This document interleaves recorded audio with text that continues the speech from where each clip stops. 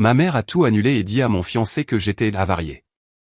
Le jour J, 200 invités ont trouvé un terrain vide. Mais ma témoin avait un plan secret préparé depuis 6 mois. Ce qui s'est passé ensuite a laissé ma mère sans voix. Je m'appelle Valérie Fontaine. J'ai 28 ans. 7 jours avant mon mariage, j'ai découvert que ma propre mère avait annulé tous les prestataires, les fleurs, le traiteur, le lieu de réception, et qu'elle avait dit à mon fiancé que j'étais une marchandise avariée et qu'il était en train de faire la plus grande erreur de sa vie. Le jour de notre mariage, 200 invités sont arrivés sur un terrain vague. Mais mademoiselle d'honneur avait vu le coup venir 6 mois plus tôt. Ce qu'elle a planifié et ce que ma mère a découvert ce jour-là a tout changé. Maintenant, laissez-moi vous ramener 8 mois en arrière, la nuit où Nicolas a posé un genou à terre dans notre cuisine, et l'appel téléphonique de ma mère qui a suivi 11 minutes plus tard. Nicolas m'a fait sa demande un mardi soir. Pas de restaurant chic, pas de bague cachée dans le dessert. Il se tenait juste dans notre minuscule cuisine à Saint-Rémy, en province, tenant une bague pour laquelle il avait économisé pendant 7 mois, et il a dit « Je n'ai pas de grand discours.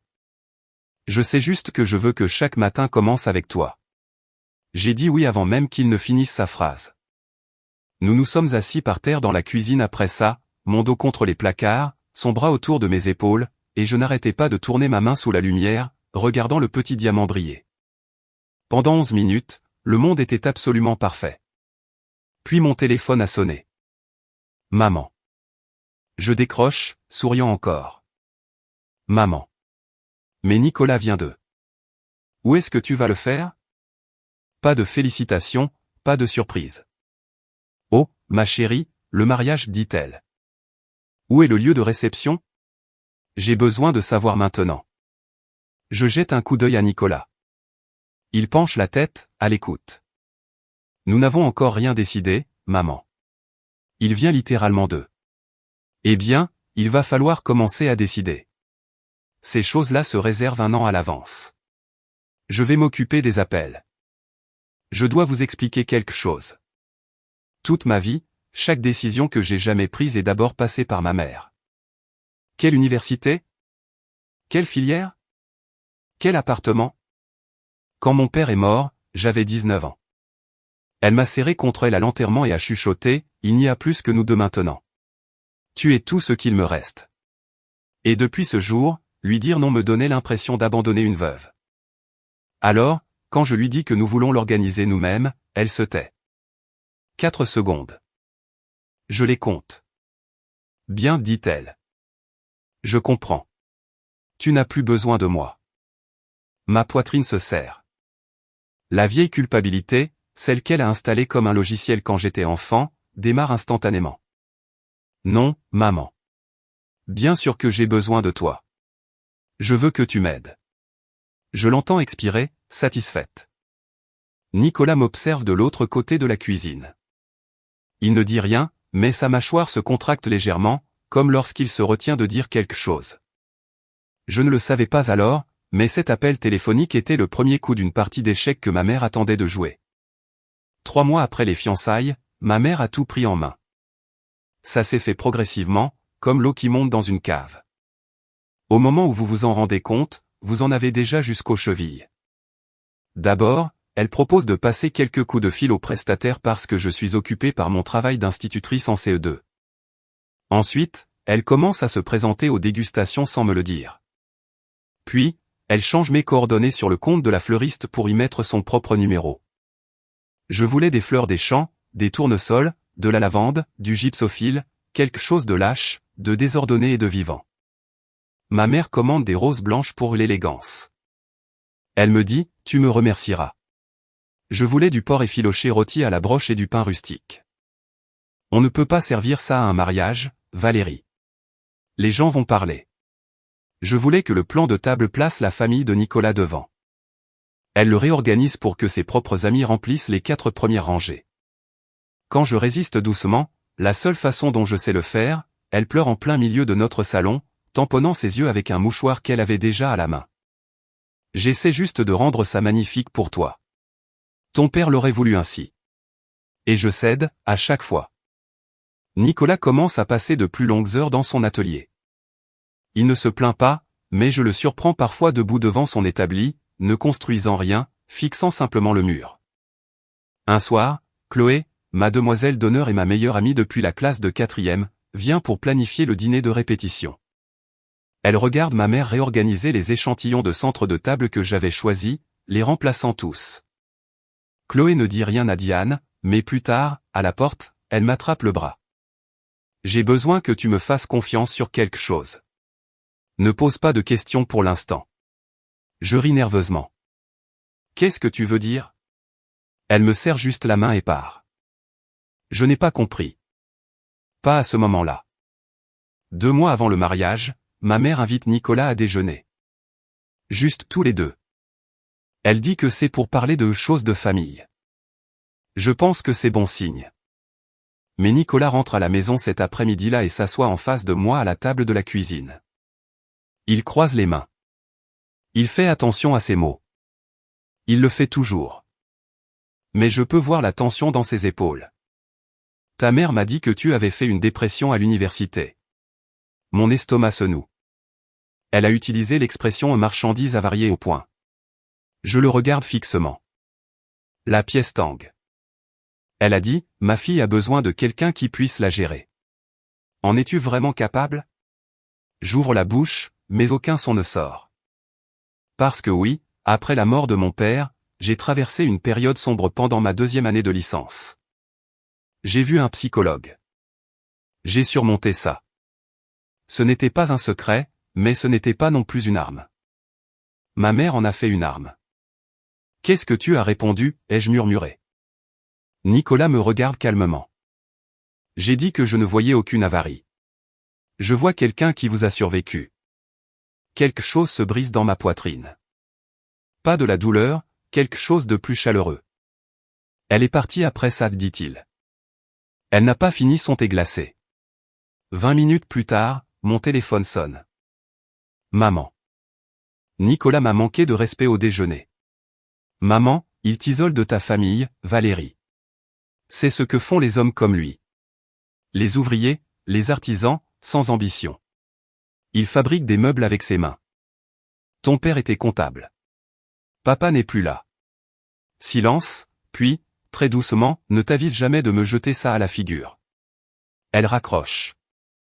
Je reste assise dans la cuisine, tenant mon téléphone, coincé entre 2 versions de la vérité, celle de ma mère, où elle me protège, et la vraie, où elle essaie de s'assurer que je ne partirai jamais. Je ne le savais pas encore, mais ce n'était que la première étape de son plan. Les rumeurs commencent doucement. 6 semaines avant le mariage, j'entre dans le salon de coiffure de Patricia, sur la grande rue, pour ma coupe habituelle. Patricia, qui me coiffe depuis que j'ai 14 ans, m'assoit et se penche près du miroir.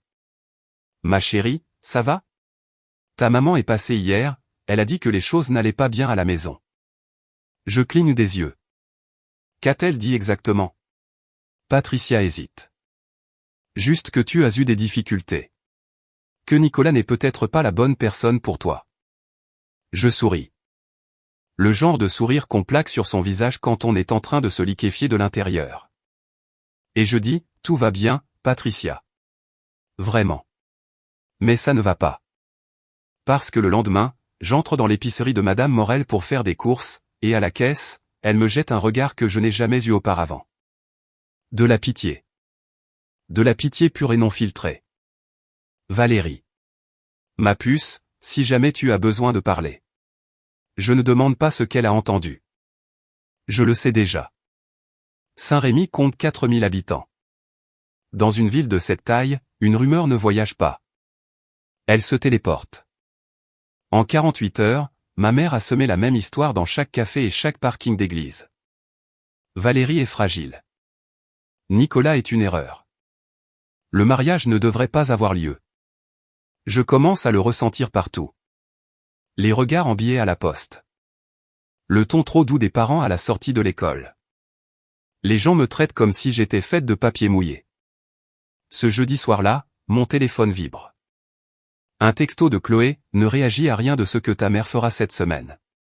Je suis sérieuse. Fais-moi confiance. Je fixe l'écran.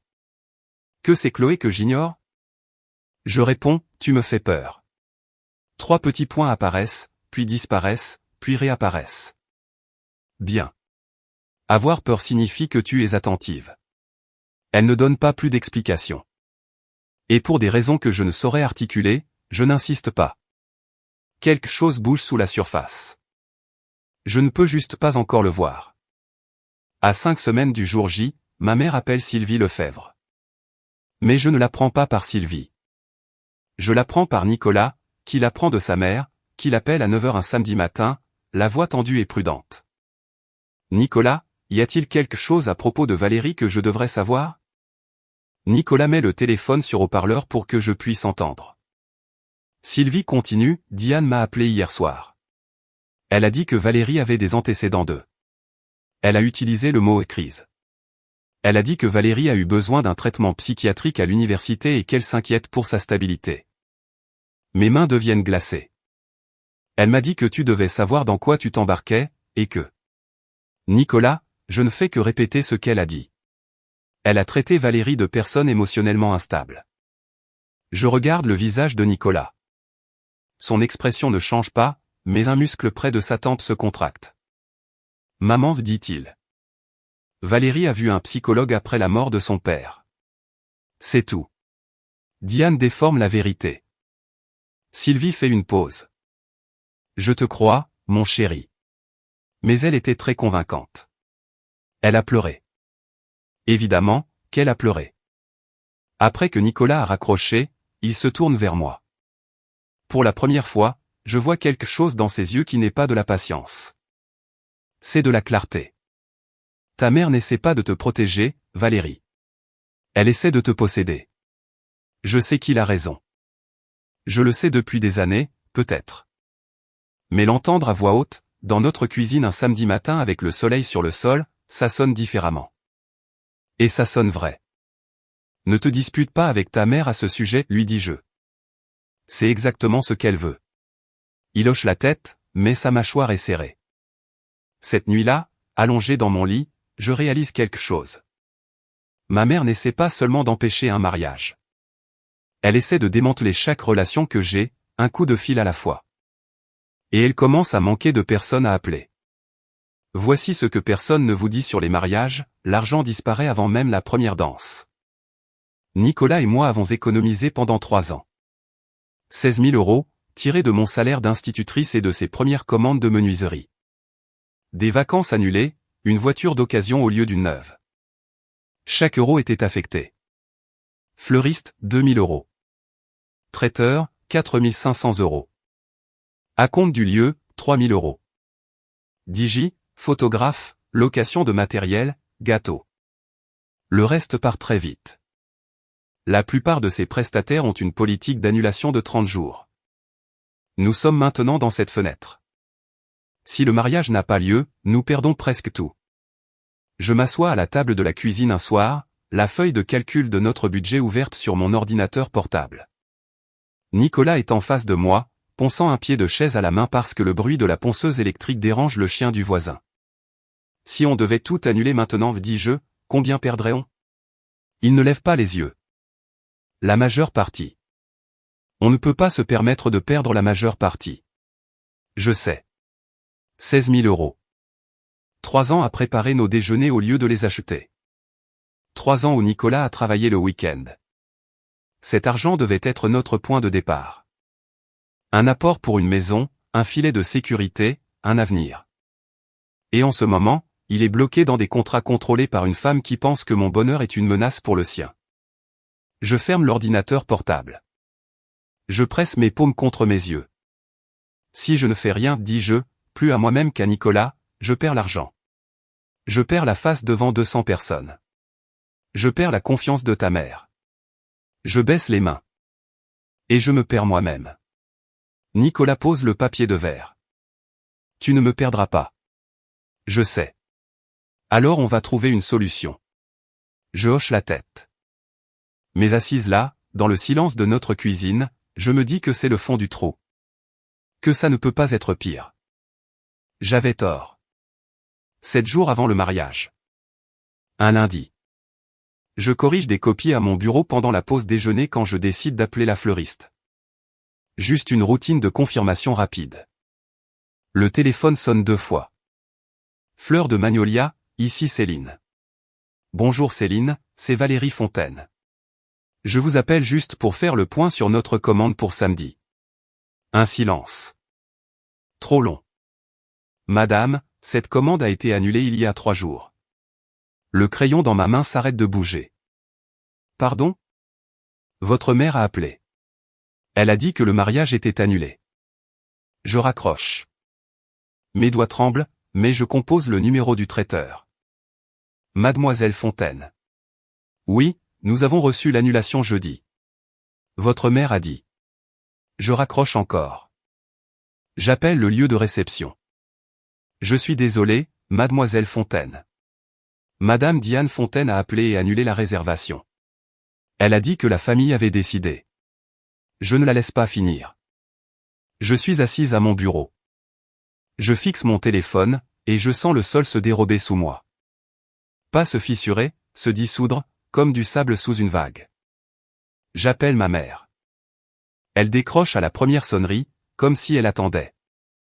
Maman, tu as annulé mon mariage. J'ai annulé une erreur. Ce n'était pas ta décision. Tout ce qui te concerne est ma décision, Valérie. Je m'agrippe au bord de mon bureau. Je t'ai élevé, dit-elle, d'une voix plate et régulière. Je t'ai nourri. J'ai enterré ton père toute seule. Ce mariage, c'est à moi de le donner ou de le reprendre. Quelque chose bascule en moi. Pas de la colère, pas encore. Quelque chose de plus froid. Quelque chose qui dormait depuis 28 ans et qui vient d'ouvrir les yeux. Non, dis-je. Ce n'est pas à toi. Je raccroche. Mes mains tremblent encore, mais ma voix. Ma voix était ferme, et cela me surprend plus que tout ce que ma mère vient de dire. La pièce est très silencieuse. Mes 22 élèves de CE2 sont à la récréation, et je suis assise seule au milieu des décombres. Je ne me souviens pas du trajet pour rentrer à la maison.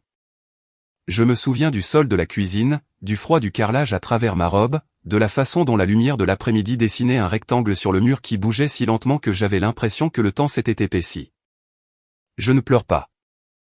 C'est ça qui est étrange. Je suis juste assise là, le dos contre le lave-vaisselle, mon sac toujours sur l'épaule, à fixer le vide. Nicolas me trouve dans cet état quand il rentre de l'atelier, de la sueur sur les avant-bras.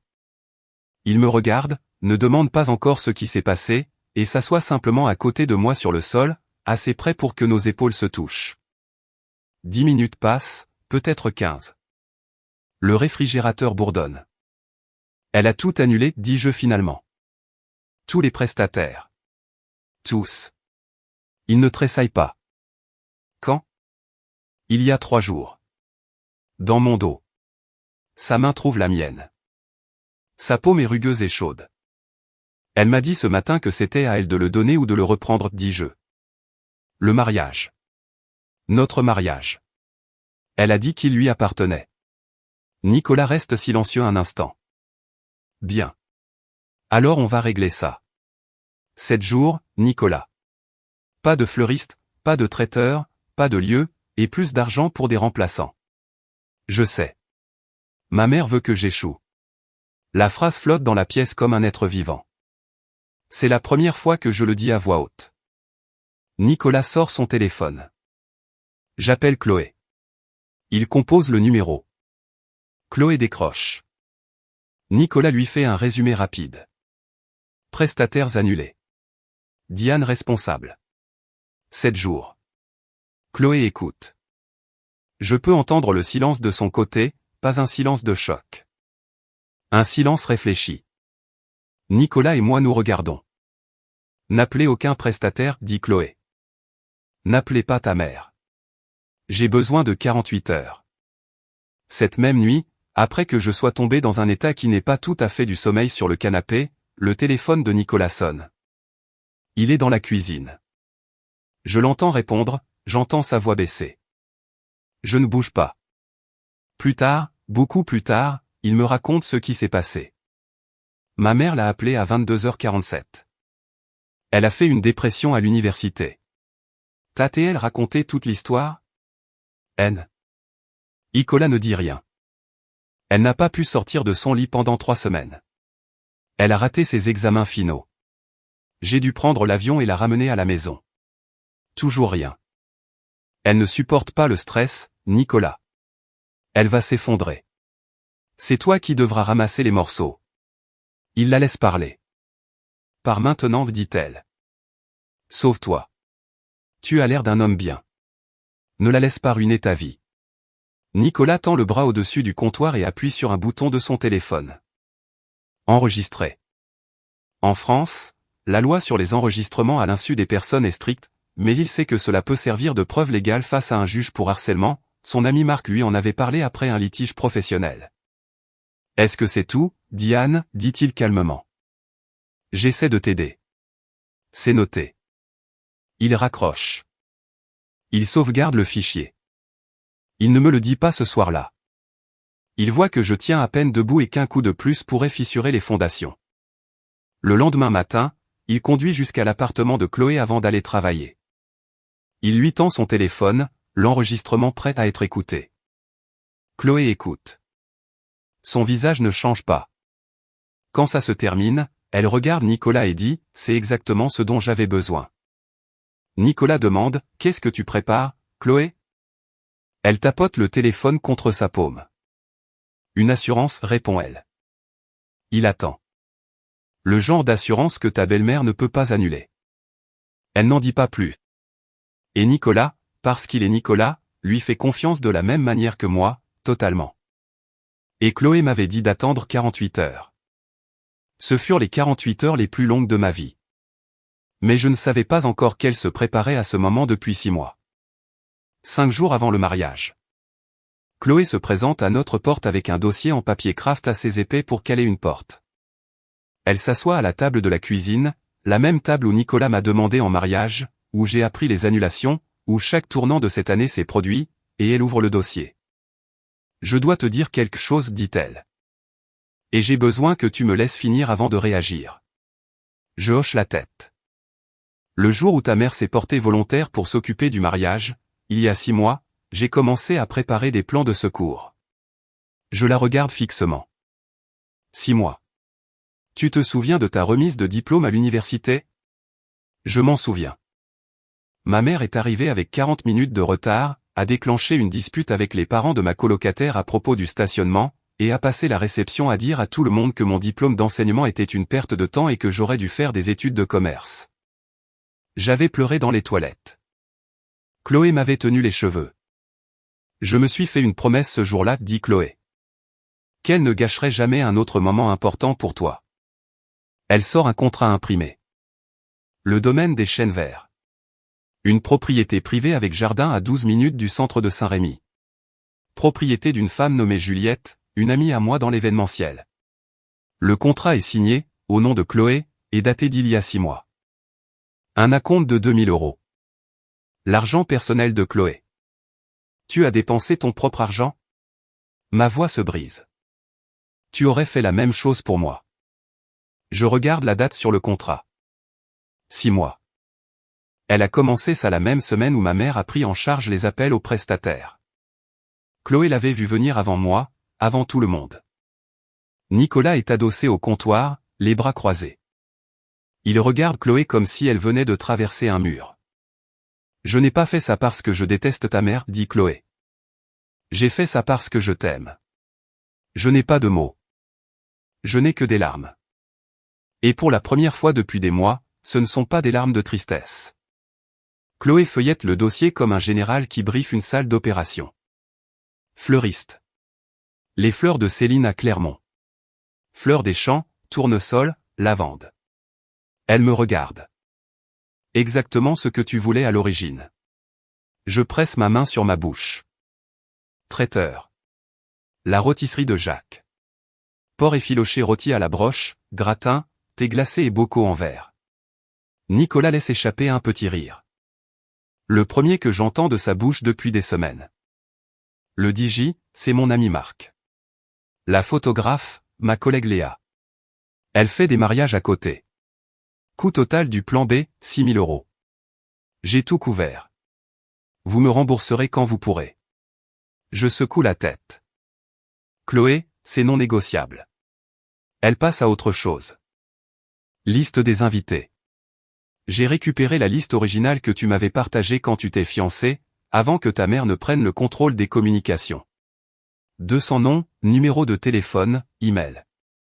J'ai une base de données de contacts séparés pour chacun d'entre eux. Elle explique le plan. Le matin du mariage, elle enverra un SMS groupé et passera des appels personnels aux 15 invités les plus importants, la famille de Nicolas, mon oncle Thomas, nos amis les plus proches. Le message, le lieu a été surclassé, nouvelle adresse, arrivée pour 15 heures. Elle présentera ça comme une surprise. Et ma mère, je demande. Chloé croise mon regard. Elle garde l'adresse d'origine. Seulement l'adresse d'origine. La pièce devient silencieuse. J'ai aussi appelé quelqu'un d'autre, dit Chloé, sa voix devenue prudente. Margot Chevalier, de la télévision locale de Saint-Rémy. Le journal régional. Sujet, une meilleure amie sauve un mariage, une belle histoire de solidarité communautaire. Margot ne connaît pas les détails concernant ta mère. Elle sait juste que c'est un reportage qui fait du bien. J'hésite. Une équipe de télévision me semble être une étape sans retour. Chloé lit mon visage. Tu n'es pas obligé de décider maintenant. Mais Valérie, ta mère a mis ça sur Facebook. Elle a rendu les choses publiques en premier. C'est juste la vérité qui la rattrape. Une partie de moi se sent coupable. L'autre partie, celle que ma mère faisait taire depuis 28 ans, ressent quelque chose que je n'avais pas ressenti depuis longtemps. Du soulagement. Je ne dors pas cette nuit-là. Je suis allongé dans mon lit, Nicolas respirant lentement et régulièrement à côté de moi. Et je fais défiler le film de ma vie à l'envers. Chaque anniversaire que ma mère a centré sur elle-même. L'année où elle a annoncé son opération de la hanche à ma fête de mes 16 ans. Chaque accomplissement qu'elle a minimisé, l'enseignement, c'est bien, mais ce n'est pas une vraie carrière. Chaque petit ami qu'elle a fait fuir avant Nicolas, qualifiant chacun d'eux de pas assez bien jusqu'à ce que je crois que le problème, c'était moi. Et mon père. La dernière chose qu'il m'ait jamais dite, 3 jours avant sa crise cardiaque, debout devant l'évier de la maison où j'ai grandi, ne laisse personne te diminuer, Valérie. Pas même moi. Je n'avais pas compris alors. Je crois que je comprends maintenant. À 6 heures du matin, j'appelle Chloé. Faisons-le. Tu es sûr? Je suis sûr. Bien. Je lance tout aujourd'hui. Je raccroche et je passe un autre coup de fil. Oncle Thomas. Le petit frère de mon père. Ancien militaire, gérant d'un entrepôt dans la ville voisine. Il a été dans ma vie depuis ma naissance, mais garde ses distances avec l'orbite de ma mère. Un homme intelligent. Oncle Thomas, j'ai besoin de te demander quelque chose. Dis-moi. Est-ce que tu veux bien m'accompagner à l'hôtel? La ligne devient silencieuse. Je l'entends s'éclaircir la voix. Quand il parle, sa voix est rauque. Ton père serait si fier, Valérie. Je serre le téléphone contre ma poitrine après avoir raccroché. Je m'assois sur le bord du lit et je respire. Voici ce que je ne fais pas. Je n'appelle pas ma mère. Je ne donne pas d'explication. Je ne supplie pas. Je ne négocie pas. Pour la première fois en 28 ans, je choisis le silence. Pas le silence de la soumission. Le silence de quelqu'un qui a enfin pris une décision. 4 jours avant le mariage, et ma mère pense toujours qu'elle a gagné. J'y ai beaucoup repensé depuis. Pourquoi ma mère a-t-elle fait ce qu'elle a fait? Était-ce de la haine? Était-ce de la peur? Était-ce quelque chose de brisé en elle qui ne supportait pas de me voir entière? Je n'ai toujours pas de réponse parfaite, mais je suis curieuse. Si vous découvriez que votre propre mère avait annulé tout votre mariage, que feriez-vous? La confronteriez-vous? Garderiez-vous le silence comme je l'ai fait? Feriez-vous quelque chose de totalement différent? Dites-le moi dans les commentaires. J'aimerais vraiment savoir. Retour à 4 jours avant le mariage. Un jeudi. Je suis dans le couloir de mon école primaire de Saint-Rémy, remplissant ma gourde à la fontaine, quand j'entends sa voix. Pas au téléphone cette fois. En personne, dans mon établissement. Je suis ici pour voir comment va ma fille. Je lève les yeux. Ma mère se tient au bout du couloir, parlant à la bénévole de l'accueil assez fort pour que chaque porte de classe ouverte l'entende. Elle est instable. J'ai peur qu'elle fasse une autre crise. Madame Perrin, l'enseignante de CM2, sort le bout de son nez de sa classe. Monsieur Girard, le concierge, se fige en plein coup de balai. Deux parents qui attendaient pour une réunion se tournent pour la dévisager. Mon visage devient blanc. Je sens mon sang se retirer comme si on avait enlevé un bouchon. Je marche vers elle. Des pas fermes. Mes baskets grincent sur le lino. Maman, c'est mon lieu de travail. S'il te plaît, pars. Elle pivote pour me faire face et son expression change. Blessé, meurtri, le menton tremblant. Madame, je vais devoir vous demander de sortir, gentiment mais fermement. Ma mère regarde autour du couloir les visages qui la fixent, les portes à moitié ouvertes, et elle redresse les épaules. Vous verrez, dit-elle, marchant vers la sortie. Tout le monde verra. La porte se referme derrière elle. Le couloir se détend lentement. Alors que Monsieur Girard reprend son balayage, Madame Perrin m'adresse un petit haussement d'épaule désolé. Puis, une main touche mon coude. Madame Dubois, 62 ans, qui enseigne dans cette école depuis 30 ans, ses lunettes de lecture sur une chaînette. Elle se penche vers moi. Ma chérie, ma mère était pareille. Ne la laisse pas gagner. 5 mots d'une quasi-inconnue. Et il me porte pour le reste de la journée. 2 jours avant le mariage. Le dîner de répétition chez Sylvie Lefebvre. Une maison de plain-pied chaleureuse, avec une véranda entourée de guirlandes lumineuses que Nicolas a installées l'été dernier. Environ 30 personnes. La famille de Nicolas, quelques amis proches, Chloé, oncle Thomas. Poulet rôti, salade de pommes de terre, et la célèbre tarte aux patates douces de Sylvie. L'ambiance est chaleureuse, nerveuse, pleine d'espoir. Ma mère n'était pas invitée. Elle vient quand même. J'entends la portière de sa voiture à 19h15. Elle monte les marches de la véranda, portant une bouteille de vin et un sourire qui n'atteint pas ses yeux. Sylvie ouvre la porte, surprise. Diane, nous ne t'attendions pas. Je suis la mère de la mariée. Elle entre. Le salon devient silencieux. Damien, le cousin de Nicolas, pose sa fourchette. Oncle Thomas se redresse sur sa chaise près de la fenêtre. Ma mère se sert un verre de vin, de sa propre bouteille, et le lève. J'aimerais porter un toast. Personne ne l'arrête. C'est comme ça qu'elle fonctionne. Elle compte sur la politesse des gens. J'espère juste que Nicolas sait dans quoi il s'embarque. Un murmure parcourt la pièce. Que ce mariage dure plus longtemps que sa capacité de concentration. La pièce retient son souffle. Sylvie se lève. Sa voix est d'acier enveloppé de velours. Diane, ça suffit. Ma mère prend une gorgée, pose le verre, regarde les 30 visages qui la fixent. J'ai dit ce que j'avais à dire. Elle sort. La porte moustiquaire claque derrière elle. Le silence. Puis la main de Nicolas trouve la mienne sous la table. Il serre. Je serre en retour. Sylvie traverse la pièce et se penche près de ma chaise. Ses yeux sont humides. Elle murmure, « Je suis désolée d'avoir jamais douté de toi. » Un jour avant le mariage. Vendredi soir. Je plie des serviettes dans l'appartement de Chloé. Elle a insisté pour que je passe la nuit chez elle pour que Diane ne puisse pas m'atteindre. Mon téléphone vibre. Une capture d'écran de ma collègue Julie. C'est une publication Facebook. Le compte de ma mère. Priez pour ma fille. Elle se précipite dans un mariage contre un avis médical. J'ai fait tout ce que j'ai pu. Le cœur d'une mère est brisé.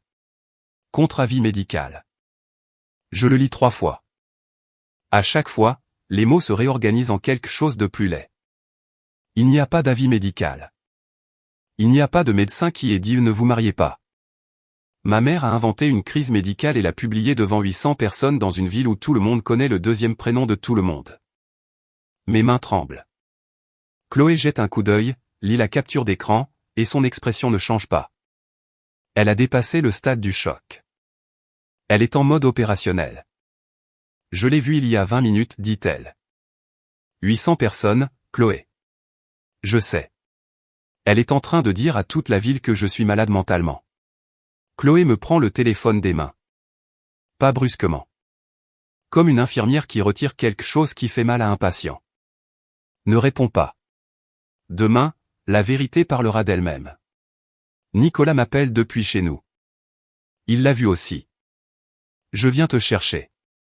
Reste, dis-je. Je vais bien. Je suis avec Chloé. Tu es sûr? Je suis sûr. Il fait une pause. Plus d'écran ce soir, Valérie. J'acquiesce. Chloé prend mon téléphone et le range dans un tiroir de la cuisine. Elle prépare une tisane à la camomille. Nous sommes assis sur son canapé, sans trop parler, juste à respirer dans la même pièce. Je m'allonge dans le lit d'amis de Chloé cette nuit-là, les yeux ouverts, fixant le ventilateur de plafond qui tourne lentement. Demain. Demain sera différent. Je n'ai plus peur. Quelque chose a changé silencieusement, comme une clé qui tourne dans une serrure.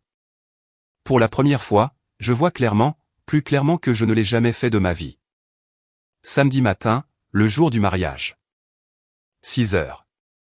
Je me réveille dans la chambre d'amis de Chloé au son de sa voix, déjà au téléphone. Oui, madame. Surclassement du lieu. Une surprise pour les mariés. La nouvelle adresse est le domaine des Chênes Verts, chemin des Vignes. Arrivée pour 15 heures. N'allez pas à l'adresse d'origine. Elle fait les 100 pas dans son salon, en pantalon de jogging, avec un casque sur les oreilles. Un fichier Excel imprimé à la main avec 200 noms, chacun surligné en jaune, vert ou rouge. Jaune, SMS groupé envoyé. Vert, confirmé. Rouge, nécessite un appel personnel. À 8 heures, elle a passé 15 appels. Sylvie Lefebvre, confirmé. Oncle Thomas, confirmé. Le cousin Damien, tante Marguerite, les Dupont d'à côté, ma collègue Julie, Madame Dubois. Confirmé. Confirmé. Confirmé. À 10 heures, 197 invités sur 200 ont confirmé le nouveau lieu. 3 ne peuvent pas venir.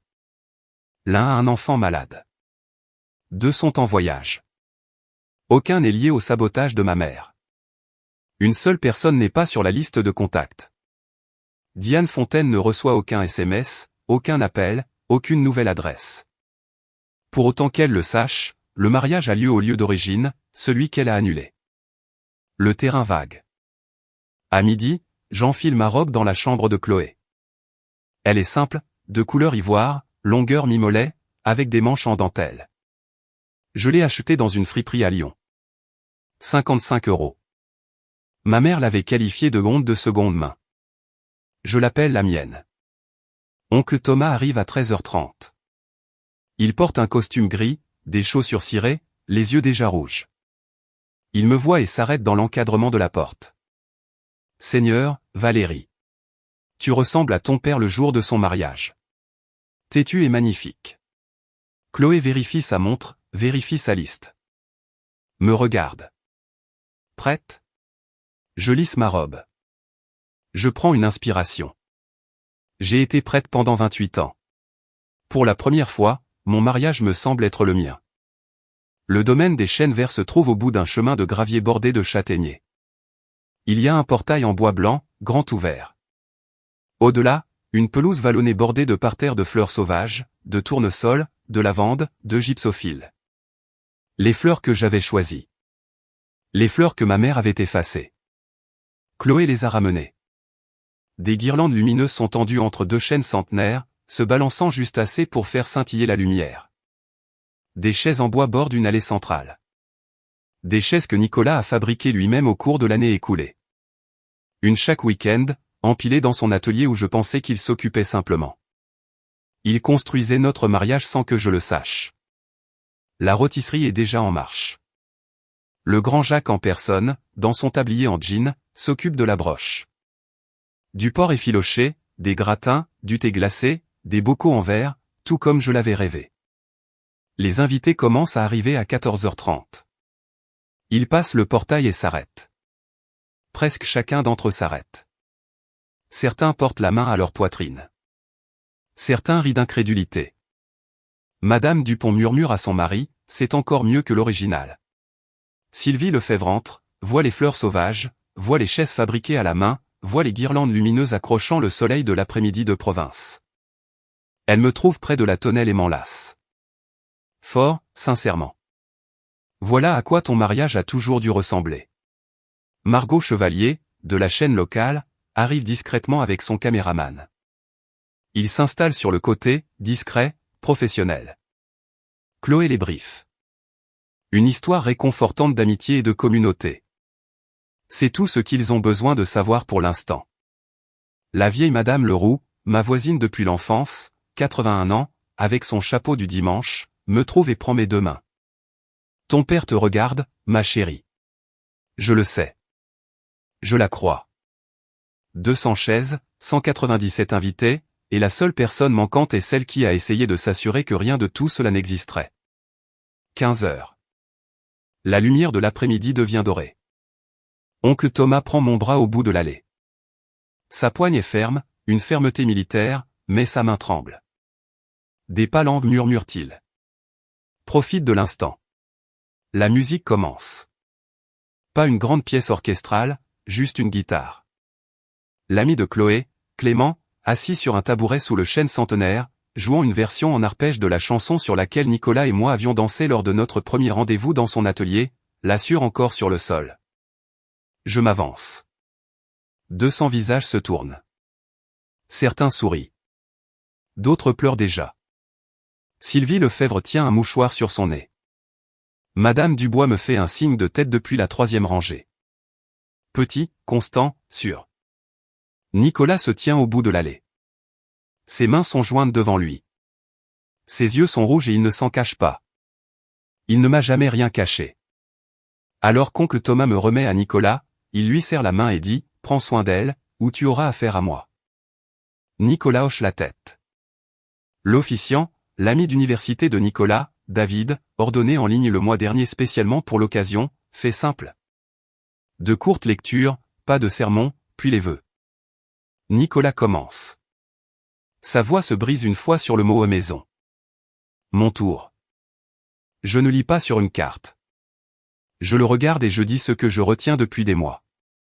Je te choisis, non pas parce que j'ai besoin d'être sauvé, mais parce que je sais enfin que je mérite d'être aimé sans condition. Le jardin devient silencieux, même les oiseaux, on dirait. Je n'ai pas besoin de permission pour être heureuse. De la part de personne. Plus maintenant. La main de Nicolas trouve la mienne. L'officiant nous déclare mari et femme.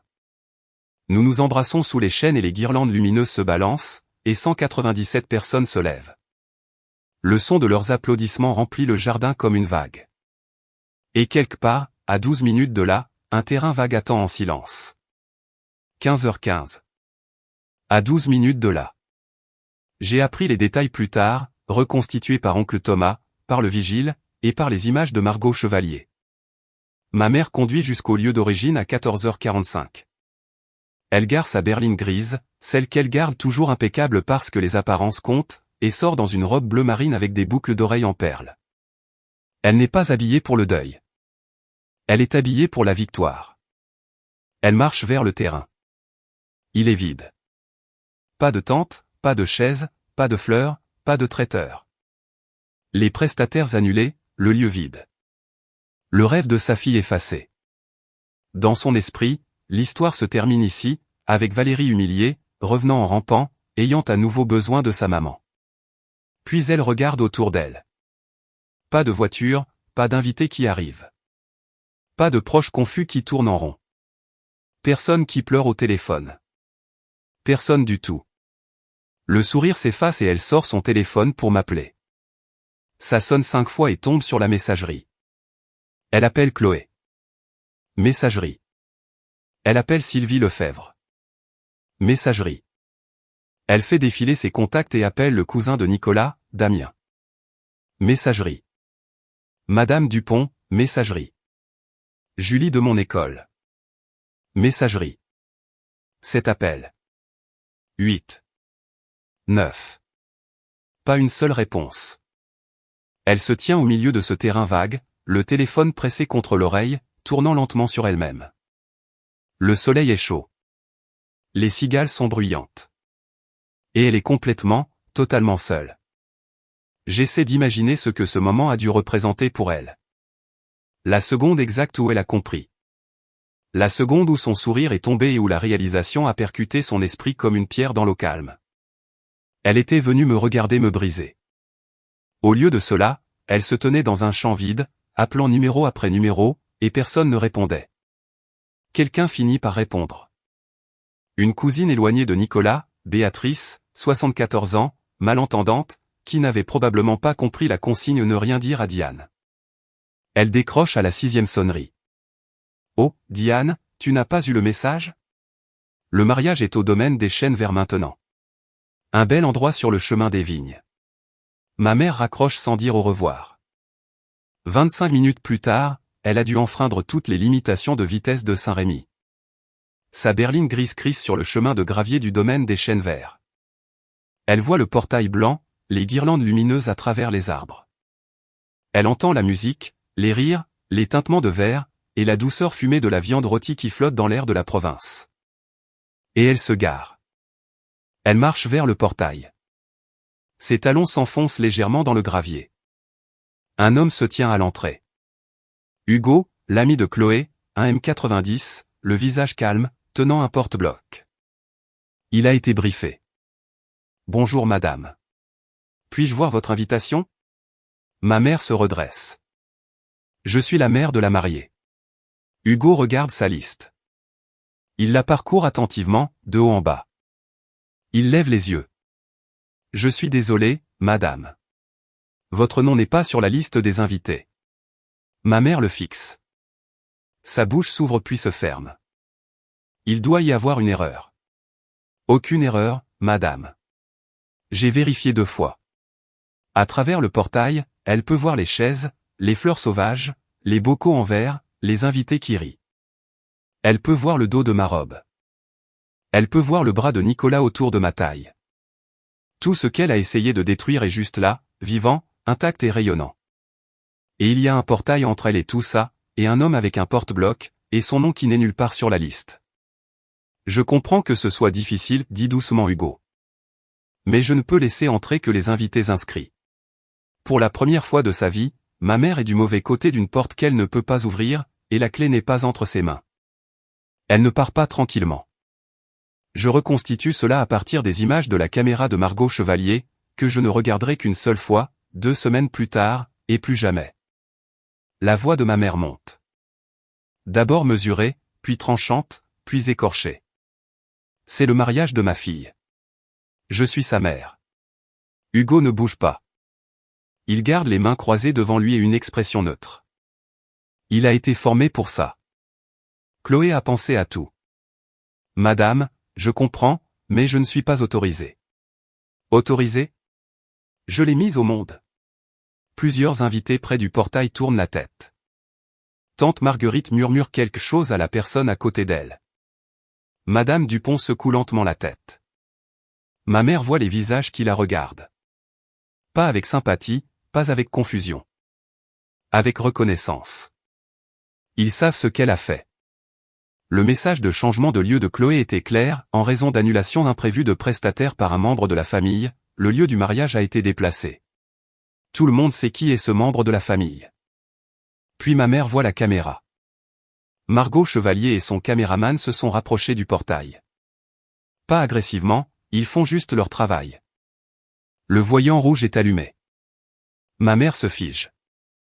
Les larmes, celles qu'elle peut invoquer sur commande, s'arrêtent. Elle regarde l'objectif comme un cerf regarde les phares pendant un long moment.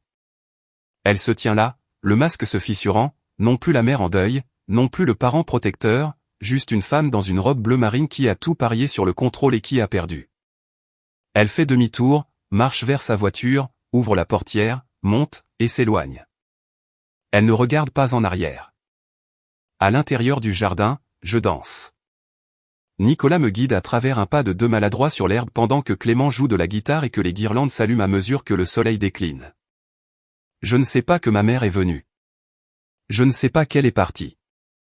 Chloé se tient près du buffet des desserts, observant le portail. Elle voit la berline grise disparaître sur le chemin de gravier. Elle prend son verre de thé glacé, boit une gorgée, et retourne sur la piste de danse. Pas de triomphe, pas de jubilation, juste la paix. Elle est venue, me dira Chloé, des jours plus tard. Elle est partie. Tu n'as rien raté. Le reste de la soirée est le genre de normalité dont j'étais affamé.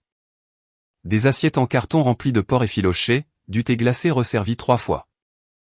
Léo, le neveu de 7 ans de Nicolas, qui court après les lucioles sur la pelouse pendant que sa grand-mère lui crie de faire attention au parterre de fleurs. Nous coupons le gâteau. 2 étages, un glaçage à la crème au beurre, un petit bouquet de fleurs sauvages sur le dessus. J'ai fabriqué le cake topé moi-même. 2 petites figurines en bois que Nicolas a sculptées le mois dernier. Il croyait que je n'avais pas remarqué les copeaux de bois sur son établi. Je les avais remarqués. Sylvie se lève pour parler. Ce n'est pas une femme qui aime l'attention du public. Alors quand elle s'éclaircit la gorge et que le jardin devient silencieux, cela veut dire quelque chose. Je ne suis pas une adepte des discours, dit-elle. Mais je veux dire ceci. Bienvenue dans la famille, Valérie. Pour de vrai cette fois. Quelques personnes rient. Quelques personnes pleurent. Je fais les deux. Oncle Thomas y va ensuite. Il tient son verre fermement, mais sa voix tremble. Mon frère disait toujours que Valérie trouverait son chemin. Il fait une pause, déglutit. Il avait raison. Les applaudissements sont doux, pas un rugissement, juste un son chaud et régulier comme la pluie sur le toit d'une véranda. Alors je m'assois à la longue table en bois, une que Nicolas a construite pour un client l'année dernière mais a décidé de garder. Et je regarde autour de moi. 200 personnes mangeant de la viande rôtie dans un jardin plein de fleurs sauvages sous des guirlandes lumineuses dans une petite ville de province. Personne ne joue un rôle. Personne ne gère les apparences. Personne n'attend de voir si je vais craquer. Pour la première fois de ma vie, une célébration n'est pas prise en otage. Chloé capte mon regard de l'autre côté de la table. Elle lève son bocal en verre. Je lève le mien. Nous ne disons rien. Nous n'en avons pas besoin. C'était la première célébration de ma vie qui ne m'avait pas été volée. Plus tard cette nuit-là, après le départ du dernier invité, alors que les guirlandes clignotent encore doucement dans le jardin vide, Nicolas et moi sommes assis sur les marches du porche de notre maison. J'ai enlevé mes chaussures, sa cravate est desserrée, l'air de la nuit sent le jasmin et les restes de fumée de bois. Je dois te montrer quelque chose, dit-il. Il sort son téléphone et ouvre un fichier audio. Daté d'il y a 6 jours, 22h47. Je ne te l'ai pas fait écouter avant parce que tu étais déjà en train de craquer. Il appuie sur lecture. La voix de ma mère remplit le porche sombre. Elle a fait une dépression à l'université. T'a-t-elle raconté toute l'histoire? J'écoute. Elle ne supporte pas le stress. Elle va s'effondrer. Je continue d'écouter. Par maintenant. Sauve-toi. L'enregistrement se termine. Les cigales reprennent le dessus. Je reste là, à encaisser. La voix de ma mère. Celle qui me chantait des berceuses.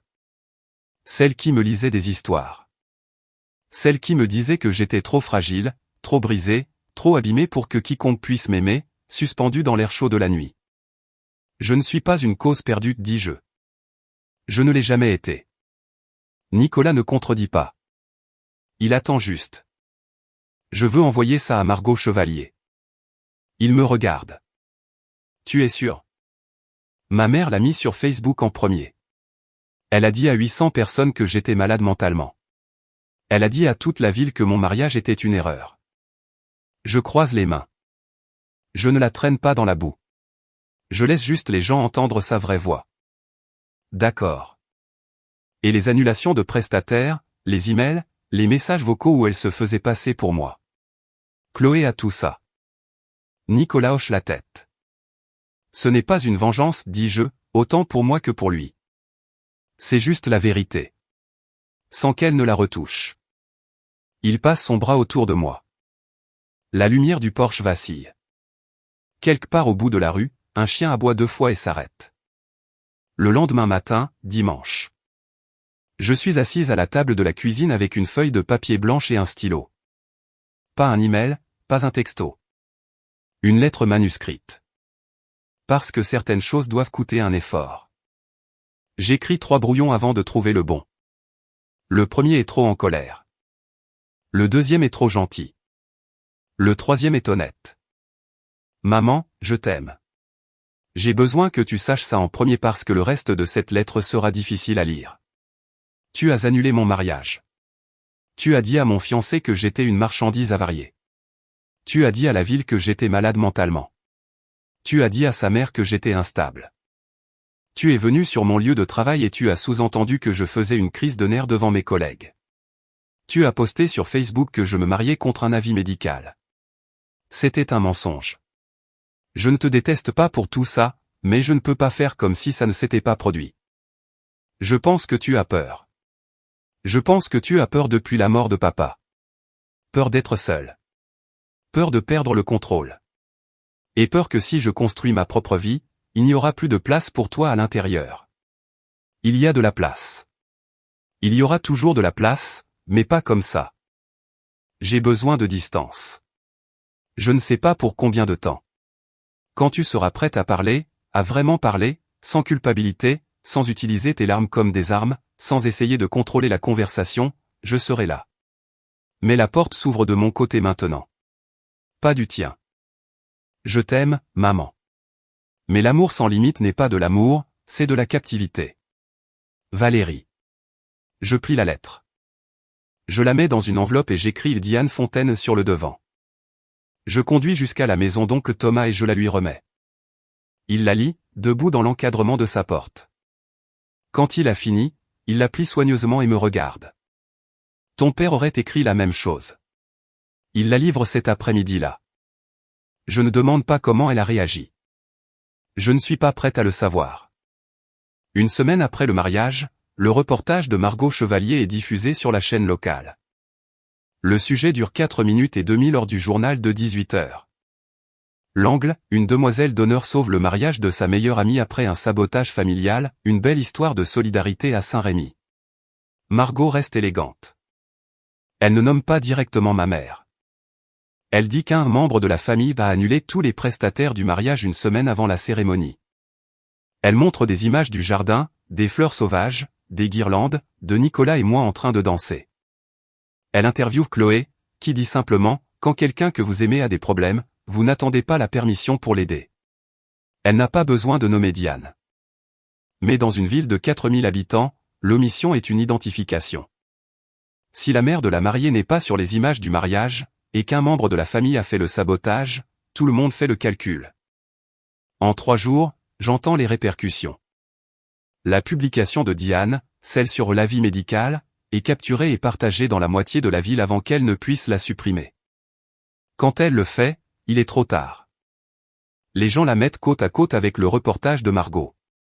Le comité de bienfaisance de Saint-Rémy, où Diane siège au conseil d'administration depuis 6 ans, lui envoie un email poli. Nous pensons qu'il est préférable que vous preniez un congé le temps que les choses se calment.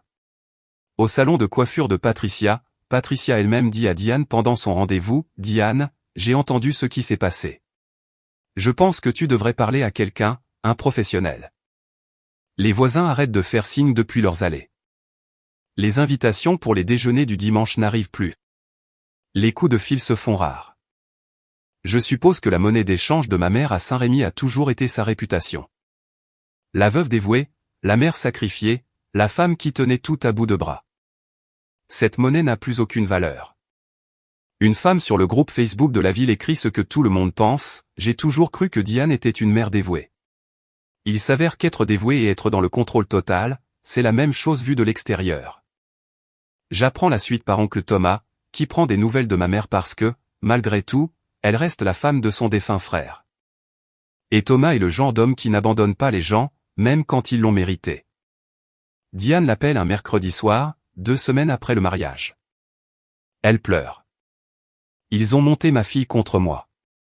Thomas n'y va pas par 4 chemins. Personne ne l'a monté contre toi, Diane. Tu l'as poussé à bout. C'est mon enfant. J'ai des droits. Tu as le droit de l'aimer. Tu n'as pas le droit de la posséder. Elle lui raccroche au nez, rappelle 20 minutes plus tard, plus calme, essayant un angle différent. Chloé a tout manipulé. Elle a empoisonné Valérie contre moi. Chloé a sauvé un mariage que tu as essayé de détruire. Silence. Thomas me dit qu'elle appelle quelques-unes de ses vieilles amies du comité de bienfaisance. Elle leur dit qu'elle a été évincée par sa fille et la meilleure amie manipulatrice de sa fille. Le discours est familier. Diane la victime. Diane la martyre incomprise. Mais cette fois, personne n'y croit. Tout le monde a vu la publication Facebook. Tout le monde a regardé le reportage de Margot. Ils ont besoin d'aide. De vraie aide, pas de pitié. Thomas passe devant la maison de Diane un soir et voit la lumière allumée dans la cuisine. Par la fenêtre, il la voit assise seule à la table, regardant un vieil album photo. Son album de mariage. Elle est mon père. Jeune, souriant, intact. Il me raconte ça prudemment, comme s'il n'était pas sûr que je veuille l'entendre. J'écoute. J'espère qu'elle se fera aider, dis-je. Je le pense vraiment. Pas parce que je lui ai pardonné. Parce que je sais à quoi ressemble quelqu'un qui se noie et qui est trop fier pour appeler à l'aide.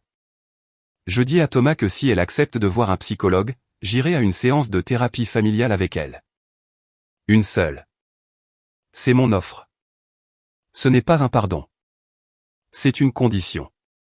Et c'est la chose la plus généreuse que je puisse offrir pour le moment. L'argent s'est arrangé, en grande partie. Nicolas et moi avons contacté les prestataires d'origine, ceux que ma mère a annulés en se faisant passer pour moi. Nous avons apporté les preuves. Les emails où Diane signait Valérie Fontaine, les messages vocaux où elle utilisait mon prénom. La fleuriste et le traiteur ont tous deux examiné les preuves et ont convenu, nous n'avons pas autorisé l'annulation. Céline, la fleuriste, nous a remboursé 2000 €. Le traiteur a rendu 4500 €. Cela fait 6500 € de récupérer. Pas tout, mais assez pour respirer. Le lieu de réception initial avait une politique plus stricte. Pas de remboursement après 30 jours, mais le gérant, après avoir entendu l'histoire et écouté les messages vocaux, nous a offert un avoir pour un événement futur. Nicolas a dit, nous l'utiliserons pour fêter notre premier anniversaire de mariage. J'ai ri, pour la première fois depuis un moment. Nous avons remboursé les 6000 € à Chloé en 2 mois. Elle a résisté. Considérez ça comme un cadeau de mariage, a-t-elle dit. J'ai fait le virement quand même. Certaines dettes ne sont pas une question d'argent, ce sont des questions de respect. Quelque chose d'inattendu est né du mariage lui-même. 3 invités qui ont vu les chaises et les tables fabriquées à la main par Nicolas pour la réception l'ont contacté la semaine suivante. Des commandes de meubles sur mesure. Une salle à manger pour les Dupont. Une chaise à bascule pour la vieille Madame Leroux. Une bibliothèque pour le producteur de Margot Chevalier. L'atelier de Nicolas, qui peinait à trouver des clients réguliers, a soudainement eu une liste d'attente de 3 mois. Je ne porte pas plainte contre ma mère. Je ne poursuis pas en justice pour obtenir des dommages et intérêts. Je l'ai brièvement envisagé, mais je suis une institutrice de 28 ans dans une petite ville de province, et c'est ma mère. Le système judiciaire n'est pas fait pour ce genre de blessure. Mais je garde tout. Chaque message vocal, chaque email, chaque capture d'écran, soigneusement rangé dans un dossier que Chloé a intitulé au cas où. Nous ne sommes pas devenus riches. Nous ne nous sommes pas vengés. Nous sommes juste devenus libres. 3 mois plus tard. Notre maison est petite. 2 chambres, une salle de bain, un porche qui a besoin d'être repeint. Nicolas dit qu'il s'en occupera au printemps. Et je le crois, parce que cet homme termine toujours ce qu'il commence. Je retourne enseigner. Mes élèves de CE2 ne savent rien de ce qui s'est passé, et c'est exactement comme ça que je le veux. Il se soucie des tables de multiplication et de qui va donner à manger au hamster de la classe. C'est la chose la plus ancrée dans la réalité dans ma vie. Madame Dubois, l'enseignante qui m'avait murmuré « ne la laisse pas gagner dans le couloir ce jour-là », commence à laisser un petit gâteau sur mon bureau tous les vendredis. Elle ne mentionne jamais pourquoi. Je ne demande jamais. Sylvie Lefebvre et moi dînons ensemble un dimanche sur 2. Elle m'apprend à faire le gratin dauphinois, la recette de la famille Lefebvre écrite à la main sur une fiche cartonnée si vieille que l'encre s'efface. Dimanche dernier, elle m'a tendu la fiche originale. Elle est à toi maintenant, a-t-elle dit. Les recettes de famille vont à la famille. Je l'ai scotché à l'intérieur du placard de notre cuisine, à côté d'une photo de Nicolas et moi au domaine des chênes verts. Je n'ai pas parlé directement à ma mère. Oncle Thomas est le pont. Il me dit qu'elle a commencé à voir un psychologue, y est allée 2 fois, a arrêté. Y est retournée, a arrêté encore, puis y est retournée une 3e fois. Elle essaie, m'a dit Thomas au téléphone un soir. Lentement. Lentement, c'est très bien, lui ai-je répondu. Je ne vais nulle part. Je le pense vraiment. La porte que j'ai décrite dans ma lettre, celle qui s'ouvre de mon côté, est toujours là. Je vérifie parfois mentalement qu'elle est là. Comme on vérifie une plante dont on n'est pas sûr qu'elle survivra à l'hiver. Je n'ai pas besoin que ma mère soit parfaite. J'ai juste besoin qu'elle arrête de faire semblant que je suis brisé. C'est le minimum. Et pour la première fois, je n'ai pas peur de m'y tenir. Je veux vous dire quelque chose directement, pas en tant que personnage d'une histoire. En tant que moi, Valérie. Je ne vous ai pas raconté tout ça pour que vous détestiez ma mère. C'est une femme qui souffre. Elle a perdu son mari trop jeune et elle n'a jamais appris la différence entre s'accrocher et retenir en otage. Sa peur est réelle. Son chagrin est réel. Mais sa douleur ne lui donne pas le droit de détruire ma vie. Et la vôtre non plus, qui que soit votre bourreau. Mais si vous avez quelqu'un dans votre vie, une mère, un père, un frère, une sœur, un partenaire qui utilise l'amour comme une laisse, qui vous fait vous sentir coupable d'être épanoui, qui vous punit parce que vous grandissez, je veux que vous m'entendiez. Vous n'êtes pas ingrat de vouloir respirer. Vous n'êtes pas égoïste de dire non. Vous n'êtes pas une mauvaise fille ou un mauvais fils pour vouloir construire une vie qui ne gravite pas autour de leur anxiété. Les limites ne sont pas des murs. Ce sont des portes. Et c'est vous qui avez la clé.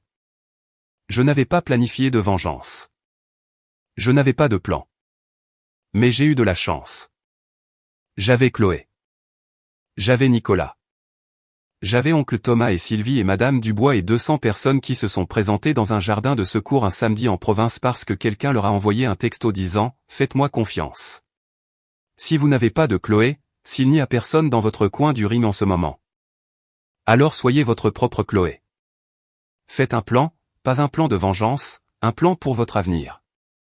Un plan qui protège la version de vous-même que votre mère ou votre père ou quiconque essaie d'effacer. Vous méritez d'exister sans permission.